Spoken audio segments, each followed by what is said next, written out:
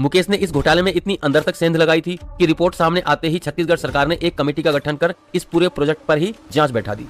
और घोटाले से सजे इस प्रोजेक्ट का ठेकेदार कोई और नहीं बल्कि मुकेश चंद्राकर का चचेरा भाई सुरेश चंद्राकर ही था।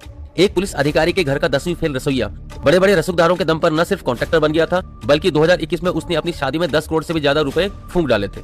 शादी की भव्यता का अंदाजा आप इसी बात से लगा सकते हैं कि जिस बीजापुर जैसे इलाके में लोग दाने दाने के मोहताज हैं, वहाँ सुरेश चंद्र की शादी में सिर्फ विदाई ही BMW और हेलीकॉप्टर से कराई गई थी।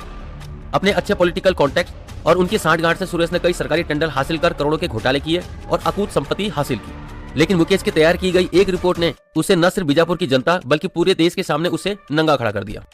मामला क्योंकि 120 करोड़ का था तो सुरेश ने पहले तो मामले को दबाने की बहुत कोशिश की, यहाँ तक कि उसने अपनी इमेज को सुधारने के लिए अपनी तारीफों के बिना घोटाले के पुल बांधते हुए न्यूज़पेपर में पूरे पेज का एक आर्टिकल भी पब्लिश करवाया।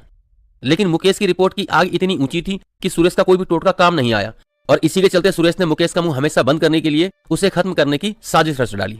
सुरेश जानता था कि मुकेश उसकी बातों में कभी नहीं आएगा, इसलिए इसके लिए उसने अपने दोनों भाई रितेश और दिनेश चंद्राकर को अपने साथ मिला लिया।